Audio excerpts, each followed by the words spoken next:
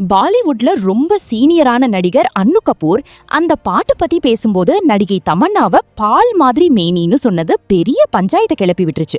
தமன்னாவை உருவம் வச்சு கலாய்க்கிறாருன்னு நிறைய பேரு திட்டி தீத்துட்டாங்க. இதுக்கு அன்னு கபூர் ஒரு பேட்டியில, அமெரிக்கால ஒரு ஷோக்காக பாட்டு செலக்ட் பண்ணும்போது ஆஜ் கி ராத் பாட்டுல தமன்னா செம்மையா ஆடிருக்காங்க. அதை பார்த்து நான் அசந்துட்டேன். அதை பாராட்டி தான் அப்படி சொன்னேன்.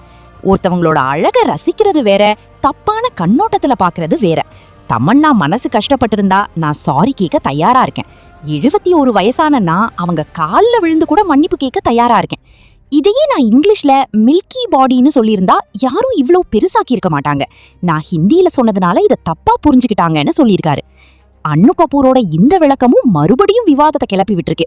மொழியை தாண்டி ஒரு பொண்ணோட உடல் நிறத்தையும் அவங்க உடம்பு பாகத்தை பத்தியும் பொதுவெளியில பேசுறது நாகரிகமான நெட்டிசன்ஸ் கேள்வி கேட்டுட்டு இருக்காங்க.